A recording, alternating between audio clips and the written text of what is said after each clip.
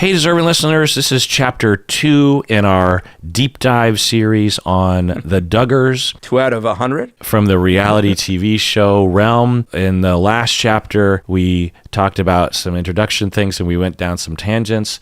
So if you want to listen to that, you have to become a patron of the podcast, the full episode. And this episode will also have a free portion and then a patron-only patron. I want to reward the patrons for actually giving us the ability to pull time away from our jobs so that we can actually spend a month of all of our free time and really just my work time, because that's what I do. I don't know how many hours I've spent looking into this, probably just like 50, 60 hours straight, maybe more, honestly. But it's also really interesting. It's entertaining to look into, I think. So anyway, let's start with the next bit of my notes here. Let's get into the Duggar family themselves, so some specifics about them. So the Duggar family lives in rural Arkansas. They are conservative Christians, or fundies as they might be called, or even call themselves. The parents are Jim Bob, who is 58 currently right now, mid 2023, and Michelle is the mom, who's 56. They have 19 children.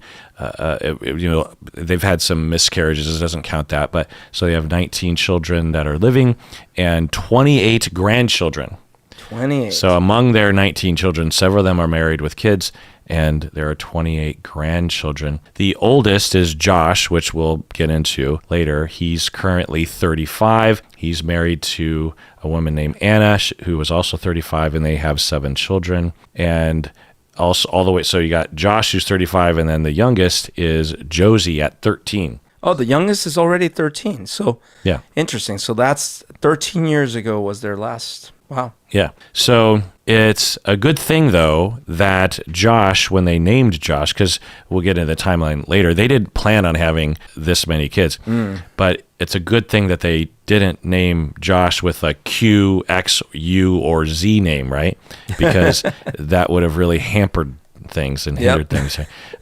So I'll name their name, because it's all J, by the way, if you didn't know. So you got Josh, Jana, John David, Jill, Jessa, Ginger, Joseph, Josiah, Joy, Anna, Jed, Jeremiah, Jason, James, Justin, Jackson, Johanna, Jennifer, Jordan, Grace, and Josie. Is that like because of Jesus? Is that the idea? Like, I don't think so. Okay. I think they probably, a lot of Joshes who are 35 right now, by the way. There's a lot. I'm just wondering why they decided, like, okay, we're going all J's. Yeah. I mean, they went Josh, Jana, John David. So who knows? But a lot of those are biblical names, but. Yeah. So with Q, though, Berto, I was thinking about if they had named, for example, what's a Q first name? Quetzalcoatl. Quinn. Okay, Quinn. Yeah. So if Josh was named Quinn and they had to follow it up with a bunch Quincy. Okay, you got Quincy Jones. Right. Any other Q names? I ran out. Well, I actually looked it up. You got Quentin Tarantino. Quentin. That's true. You got Questlove. Quest is a thing. Is it a name? I mean, okay. And there's a Seahawk free safety by the name of Quandre Diggs. Okay. So that's not a lot, but that's all the Qs. Then they would have had to stop having kids because that's only five names, and hopefully all of them were boys. Anyway. Okay, so Duggar fandom. Let's get into this for a little bit, because this is something I didn't know about. Of course, I knew that they had fans, because why would they be famous? But during the deep dive, I'm sure you realize this too, they have a very dedicated fan base. Yeah. Like, very dedicated. They stand for a lot of things to that following. What do you mean? It's not just the fame from like, oh, they were that family on TV. Because see, like, to me, let's say I had been into the show, which I never watched, but let's say I had been, then for me it would have been like, oh, there's that family from TV. But I think for a lot of their core fan base, that's that life that we need to live. That is that vision of who we need to be. That is, the embodiment of these philosophies. And so, right. Well, are you saying other fundamentalist Christians, or are you just talking about people in general? I think a lot of the Christian community that would be, which is tons and tons of people Yeah.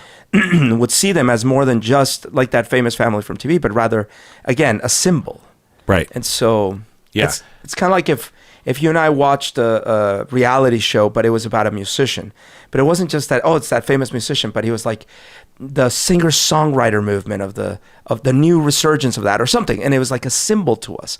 But this is like a symbol that represents who they need to be as families, who they need to be as communities, who they need to be for their religion. So guidance. Yeah. Why else would they gravitate so much? Why do you think they needed a show like this subculture? I'm going to say it was not perceived as being okay in modern post-2000 society to be like, I have 19 kids, I have 14 kids, you know, and I think this flies in the face of that. It's like, what? No, not only is it okay, that's what you need to do. And so it's like a vindication maybe of Legitimizes their you gotta say humanizes, yeah. you know, because if you heard of a conservative fundamentalist Christian family in rural Arkansas with 19 kids, I think a lot of people would have the stereotype of like people who are extremely uneducated, who are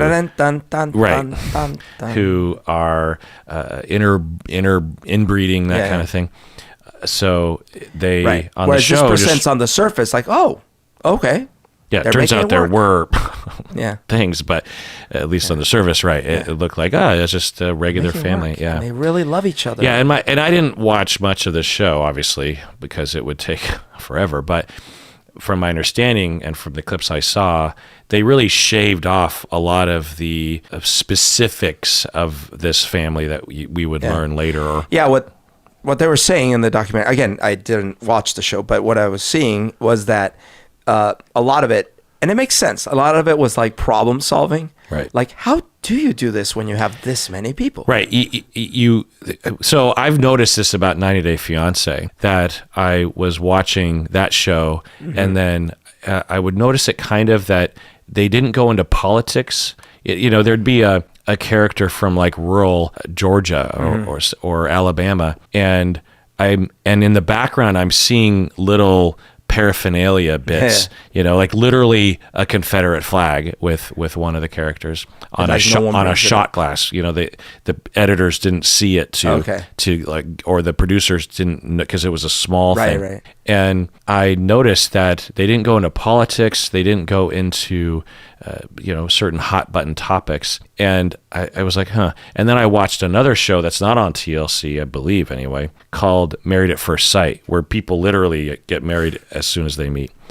And then you follow them after that to see if they stay married, essentially. And on that show, they go full into their religious and political beliefs. Yeah, like it's interesting. It's whatever the cast member wants to talk about. And for some of them, for a lot of people, their religion is front and center in their life. Yeah. And I was like, oh, yeah, that really contrasts with 90 Day Fiancé that's on TLC, that there's nothing there, but there were indications of it, right? There'd be someone that would say like, well, men and women can't be friends, this sort of thing. I'd be like, huh? And I'm thinking, well, that is, some religious people believe that, or it kind of evokes some conservative notions or something. Or you have with 90 Day Fiancé, you have a white person dating or engaged to someone from another country, right? Maybe like Africa or something, and the person isn't white.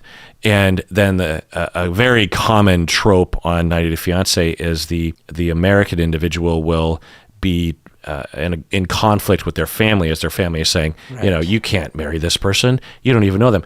And the kinds of things, so there's this one family in Florida that I remember, Elizabeth and Andre, for people following along, and the way they would talk about, now Andre is from Eastern Europe, but I think it's in line with this, like, remember Donald Trump said, like, from shit countries, sure. That so it's kind like of thing. One of those Eastern European countries. Right. It's not like France or England. It's like one of those shit Eastern Bloc countries, And I don't know that, but because they don't go into it. But they kind of give this. But the way they talked about him, and then they actually go to his country because the wedding is going to be in his country, or they had a second wedding in his country. Okay.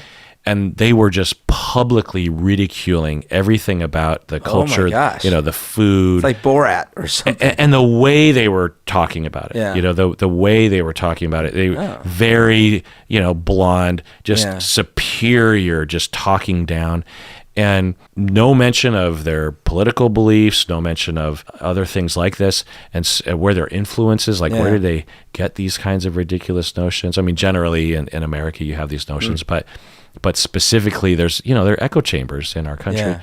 And so with the Duggar show, I imagine, and it sounds like it's very similar. Right, like where they certainly, because they were, the Duggars were saying like they made a deal that they would agree to the show if they let them show their religion. But I get the sense that it was like the vanilla flavors, right? And everything about, like the thing was more about, how do you make a family with so many people work? Everything is a problem. How do you transport them? How do you feed them? How do you coordinate a party? How do you do this? How do you live together? How do you share a room? Like all these kinds of things. And then fights that emanate from that, or conflict resolution. And in there, of course, sprinkled in are their beliefs and their community and all these things. But it's not like every episode is like, we're going to convert you. Well, and also, the more atrocious beliefs and behaviors and practices were completely left out. Yeah. They had things like in this show, the courting, in that it's chaperoned and you can't kiss until you're married or something. And that can all seem but it's weird. shown as quaint. Like, but yeah, it seems quaint, and the kids are okay with Yeah. it, seemingly, at least on the surface. But the show doesn't go into this prescriptive abuse of the children, and it doesn't go into Bill Gothard and his controversies. So I watched a series on YouTube with two dudes that were in the IBLP, and they're no longer, of course. They haven't been for years and years, but they grew up in it. Yeah, so like, first of all, there was no talking between a guy and a girl. Like, you just don't talk unless there's official courting happening, and in which case there's very specific things. But that often, like, the woman really didn't have a say in the matter. So if this guy wants to approach this parent and say, hi, I'm interested in courting your daughter for marriage, right? Because that was the only possible reason for courting. Then if they're like, cool, this guy's cool, like, that's going to happen. And not only what the way they were talking about it, it's like not only would the woman not have any say in the matter, or the girl often not have any say in the matter, but in her mind, if she had an opinion about it, she would think it would be very disruptive and against the family and the community and everything to express said opinion, so she wouldn't. So that's, and you've been groomed since you were born to not have a self, essentially, and not understand that you have any rights of any preference for anything. And we're going to that's a whole set of chapters right there in terms of the religion, because I did a whole deep dive on that. But that's what you're saying. It's like all this stuff is kind of like, colored loosely. Right. Yeah. So not only for people who are living in this world of, look, they're showing the good side of us. Other places will highlight the bad side. But also you have non-religious people, because there were other sorts of Christians, there were other sorts of religious people, there were atheists who loved this show. So I actually took some notes on different ideas as to why I think people love this show. You mentioned a bunch. They needed a wholesome... I think another one is that generally speaking, I think some people, I don't think I'm one of these people, but I think many people do legitimately in a non-harmful way. They really want to watch wholesome television, because there's so much on television, particularly now. Like, so this is kind of a tangent, but I think it's related. That my wife, Stacy, her mom, loves these Korean sitcoms, I think is what you would call them, or kind of dramedies, I guess. And and so we watched a bit of it, and the sort of style that I could glean was that it's kind of 80s American style. It's sort of the Huxtables and... Is it translated, or is it like you have subtitles? Or? Yeah, you can listen to it with English, or you can have the subtitles. So it's like a sitcom, like a... Yeah, like one of them is this lawyer who's autistic or something. I can't remember, but but I've heard, so I heard that, and I thought, well, it's kind of interesting because Stacy's mom has never been interested in Asian television or anything. So I'm like, and how did the algorithm on Netflix even suggest this to you? I don't know. But then I started hearing from more people who are our parents' age who are watching Korean sort of regular mainstream television shows, and because it's more wholesome. Yeah, because if you turn on the television in the United States or Netflix and you start looking at mainstream kinds of things that people watch, wholesome does not come to mind. No, we have, I always think of how if you listen to bebop jazz, for example, in the 40s, 50s, you just think it sounds like a jumbled mess. But if you actually have heard everything that those people and their fans listen to, if you listen to early right, if you see the progression, then you understand how they got there. It's similar with hip hop. There's certain hip hop, alternative hip hop, when you listen to it, you're just like, what is happening right now? But if you listen to all the simple hip hop and you go through it, then you listen to the more avant-garde stuff, you're like, ooh, I know what they're doing there. And that's different. And I like that, because a lot of music enjoyment is when it's familiar, but it diverges a little bit. Sure. Well, in American television, in the 50s and 60s, it was a lot of Ozzie and Harriet and stuff, right? Right. And then we diverged from that a little bit, right? You have like MASH and this kind of thing. But then eventually, though, we started going Sopranos and Euphoria, and totally off the rails. That show you like Sex Education. Think it riffs, it's familiar, but it goes in a different direction. Totally. And so I think it leaves behind a lot of people that aren't really looking for that or aren't ready for it or something. Like Beef. Beef was a crazy, different show. Yeah, it's intense. The visuals are intense. The subject matters. The one we got to do an episode about. Okay, yeah. People want us to watch Bear, and so maybe if the patrons or the YouTube members vote for it, But so I think that similar to that, the Duggars was in the aughts this other sort of thing that wasn't offered very often. So it's interesting because when I see even a little bit of it, because obviously I did see clips through all these documentaries and stuff, many clips. I don't think it's because I know the context. I feel like I immediately get like very anxious and a little nauseous about it. So to me, it doesn't feel wholesome at all. Well, is that because you watched the documentary, or no? What I mean is that like there's certain triggers or something. Her voice, the mom's voice, just worries me so much because it sounds like a movie. Like it sounds like this is an exaggerated character in a movie about a cult. She's just like this, and it's just so wonderful. And I'm immediately like, oh God, what is going on? Same thing with like the little situations I watched. I just so don't want to be part of that world. So I immediately like cocoon and be like, that's not wholesome. But I can understand for other people that could feel wholesome. Yeah, right.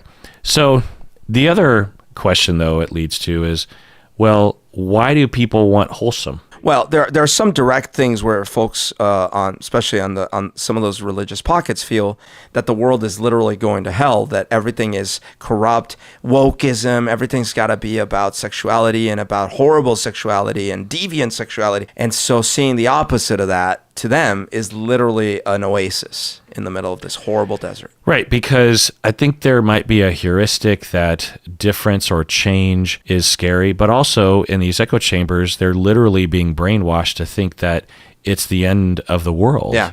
That they're coming to convert your children to be trans or something. Right. Oh my God. So Rebecca, the co-host, she posted a thing on Facebook, and I think it kind of points in this direction. So, truck nuts. Oh, is that a show? Oh, you don't know what truck nuts are? You've seen them. They're testicles that people will hang off the back of their trucks. Okay. You've never seen it? I probably have, but I mean, it's not a Seattle thing. I didn't know that was a thing. If I've seen them, I didn't recognize them. Yeah, I mean, I think it's been around for 20 years or something. And it's like a masculine thing to do. Like, here's my truck nuts. Yeah, my truck has testicles, has balls, and so this fairly realistic looking testicle thing is dangling off usually the hitch in the back of someone's truck. And so someone took a picture of it, and then they had the caption, maybe it was on Twitter or something, or X as they call it. God, well, that's a whole other tangent we shouldn't go down. But the person was saying, hey, I really like, so this is a known queer person on the internet, and they're saying, hey, you know what I saw? Do you know where this is going? I do. Where do you think it's going? Like making it all sexual, but in the queer way. What do you mean? I'm meaning like, maybe I'm wrong, but I was just thinking, because they did this recently with something else, that where you turn it into this like you're being very queer positive by showing, male testicles and Well, yes, but to be specific, they're saying this truck originally did not have balls. So it's a trans truck. Even better. You gender confirmed. Oh my gosh. This person is really great. What a good person that they did that. Trans affirming. Yeah.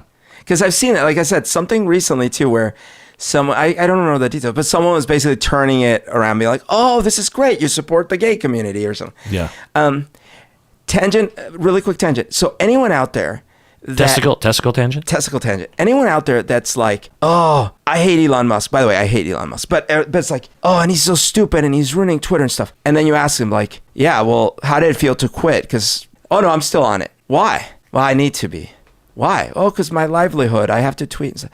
Dude, I don't want to hear it. Because there's a lot of YouTubers like this where they'll, like, and I'm totally on board. Like, I don't like the guy. I think he's very dangerous. I think what he's done is ridiculous. All these things. That's why the day he took over, I deleted my app and I canceled my account. I closed my accounts. Yeah, me too. Anyone who's still like, oh yeah, it's horrible, he's stupid and stuff, but is still tweeting, come on, get out of here. Stop supporting the dude.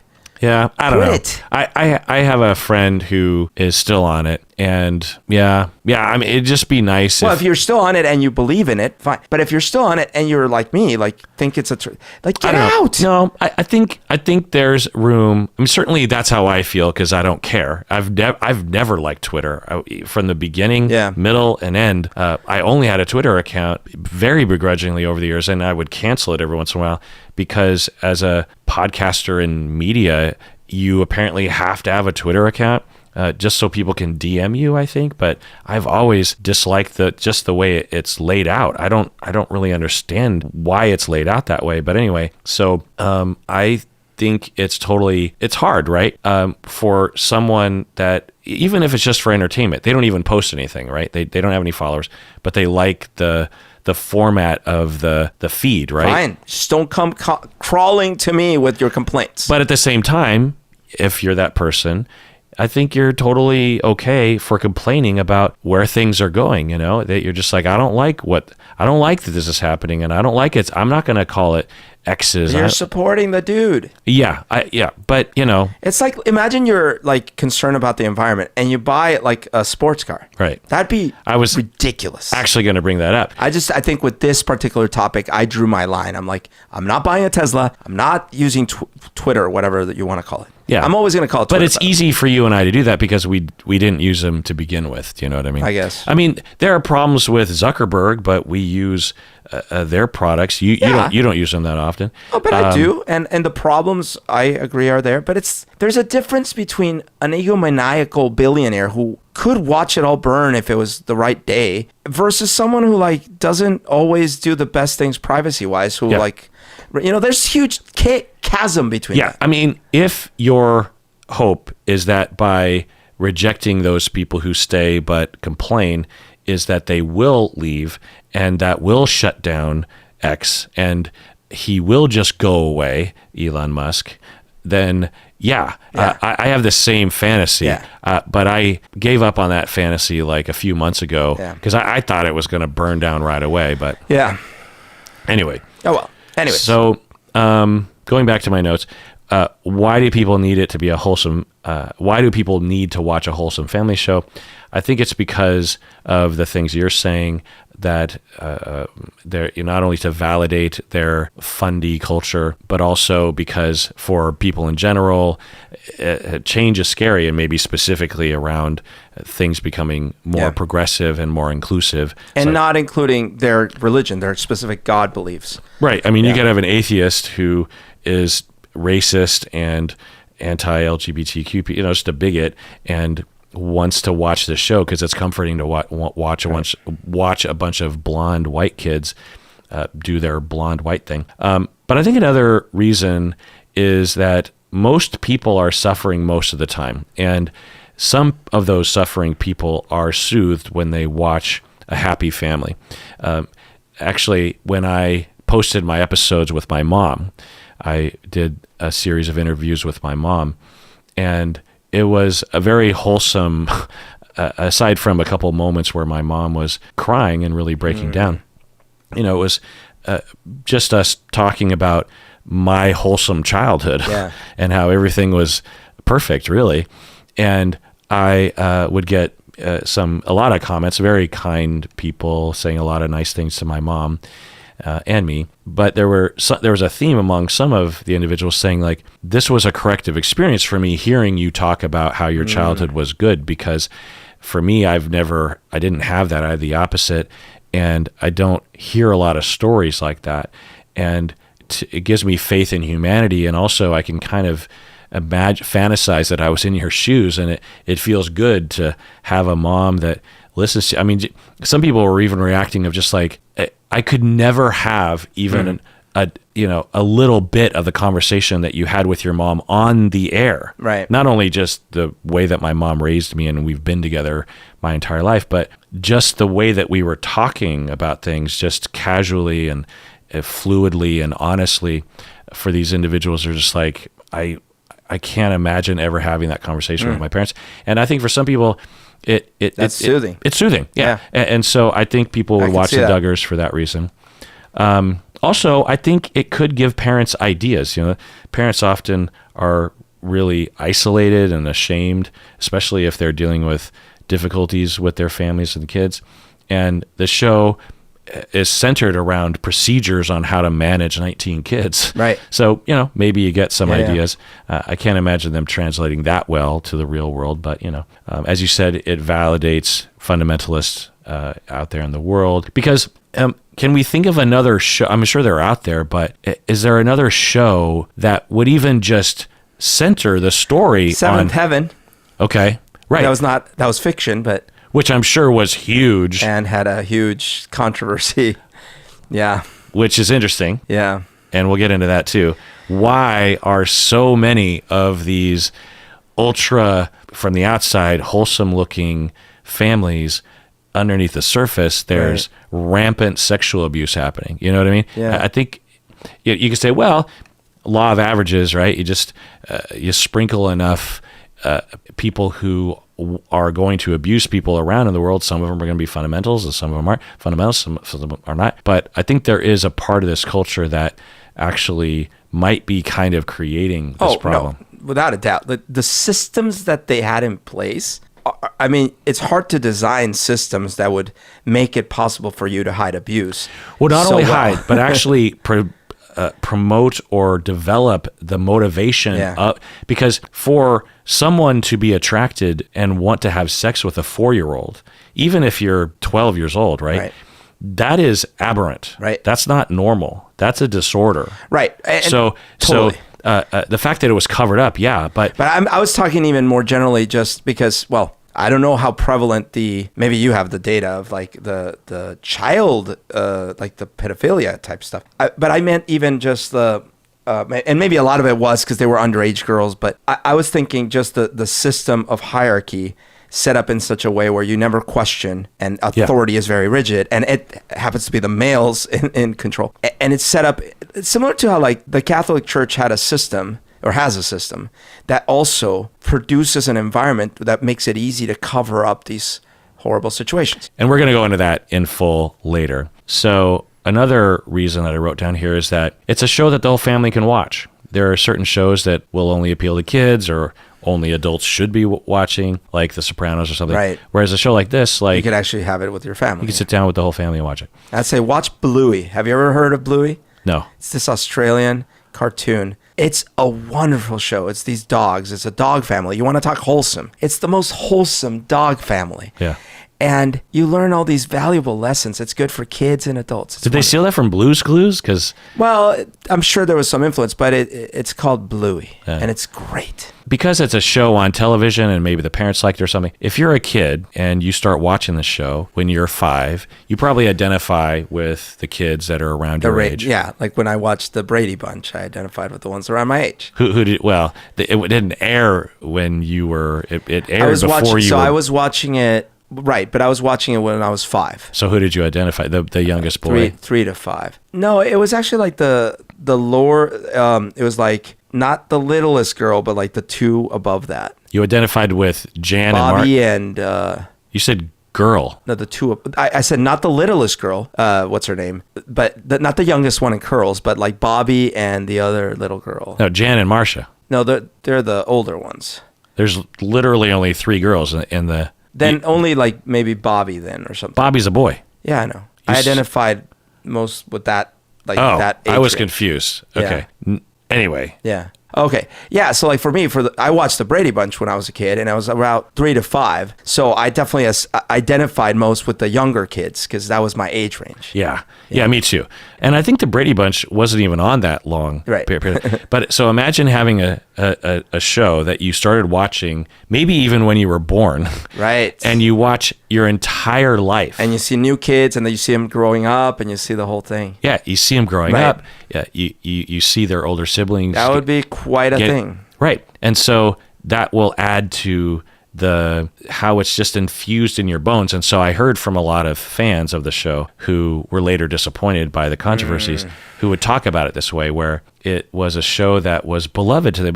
It was, imagine it's sort of like Harry Potter, right? If you grew up. Sure. Because for me, when I watched the movies, Harry Potter came on the scene when I was around 30 or something. Yeah. So it's good, but You don't have that attachment of growing up with it. Yeah, imagine you're literally 10 when the first book comes out, and Harry Potter's and you're 10. his age. And then and the actors in the movies, it would just feel like it's the most important thing on television. It's Star Wars. Yeah.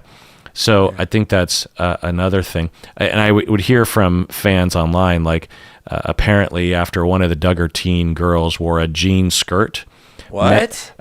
Many teen well, it was probably long. Okay. It's probably a very long jean skirt. Many teen fans ran out to buy the same so they could be like the Duggars.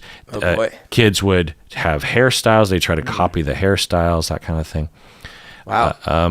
Yeah, I could see that. Oh, so here's an interesting thing. Apparently, and I read some accounts of this, many kids and teens loved the Duggars reality TV show so much, but they were in a family that didn't go to church. Okay. But they loved the show so much that they convinced their parents to drive them to church by themselves. The parents would pull up outside the church and drop the kid off so the kid could go to church because the kid wanted to be an evangelical just like the Duggars. Wow. Actually, I have a parallel. So when I was 4, 5, 6 years old, my best friend, Steve, lived right next door, and his family was very proud of their German heritage. Okay. Which you don't see so much anymore, right? Yeah. But, and they're not racist or bigoted or anything, but they were proud of their German heritage.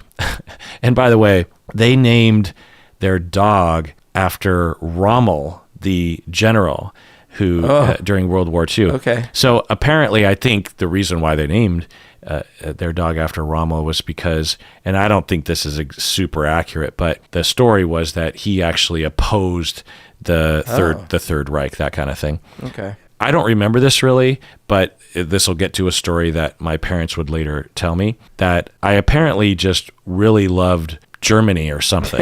I didn't know anything about it. Sure. I just sort of picked it up at the age of 4 from my friend and their family, and I was always over there. And then when my little brother was soon to be born, and back then I don't think at least it wasn't common to have sonograms for, to find out gender, that sort of thing. Mm-hmm. But my parents asked us kids, my older brother and sister and me, what they wanted my little brother to be. You said, I want him to be a German. That's literally what I said. So my brother, of course, says, I want a brother. My sister says, I want a sister. And then I said, I want him to be a German. That's hilarious. Yeah. So, Oh my God. you know, when it's your world and you have no idea of the context, Right. if you're watching the Duggars when Right. you're 12, you don't understand the bigger picture. You're just like, it'd be like if you're watching, I don't know, well, Harry Potter, and you want to dress up in that robe or something, you know? Like, so for me, we've talked about this before, because I was a little younger than you. So Star Wars to me, not only was it super important, but it was reality. There was an aspect about Star Wars that felt completely real. I looked at it almost as like history. And so, you know, when I went to see Empire, I'm like, and then when I was waiting for Return to come out, there was so many expectations. To me, that all felt real, and those characters felt real. And of course, I wanted to be in that universe. Yeah. Yeah. Right. So imagine if there was a building down the street that was literally like a cantina in Tatooine, Right. and you could go in there. Right. You would have wanted to go. It's sort of like cosplaying or something for these kids going to church, right? So I also mentioned how it humanizes these individuals because they're not usually depicted, and they're usually ridiculed in at least mainstream culture. Yeah, certainly. Like I was saying before, the idea of like having that many kids was, I mean, I think that was why they did it in the first place, because it was kind of this weird circus spectacle. But this kind of legitimized it. You know, it's like, Right. no, it's okay to do this. Yeah, and it's okay to be a conservative Christian, right? Right. I think it also might have humanized, and I think that's important to humanize. I think that's a good thing. People from rural Arkansas, because Right. again, Totally. there's a stereotype. I think it also humanized homeschool kids, because, and I think still to this day, but I think particularly in the past. I mean, did you have associations with American homeschool kids when you were a teen in your 20s? No, as an adult, yes, I've met not many, but a few people that were homeschooled. Okay. And they are a certain type. They are very, in this case, they're very actually well read and very almost nerdy about several topics, but also a little funny. But I'm funny, so whatever. Right. But as a kid, I don't know. Yeah. I feel like I did. Well, maybe as a kid, I didn't even know homeschooling existed. Because honestly, my friends would have been from school. Yeah. So I don't think it was a very common thing. In fact, I think a documentary I watched went into this, that at it used some to be point, illegal. yeah, at some point the government allowed homeschooling to happen, maybe because of movements similar to this or because of this movement. Well, they specifically talked about that in the documentary, that what was happening was it was truancy. You had to send kids to school. But because of the changes, basically social changes where they felt like, hey, wait a minute, now they're teaching things that we don't want taught. Then there was this movement to change the laws to let them homeschool. Okay. Yeah. So, but lots of stigma around homeschool. In Right. fact, your suggestion that, at least anecdotally, that the homeschool kids are a little weird socially or something, like quirky, is not shown in the data. You know what I mean? There's a lot of, really? There's a lot of experiences one can have as a homeschool kid. You can be isolated and lack social opportunities, but you can also be homeschooled and have a lot of social activities. There's a lot of different styles of homeschooling.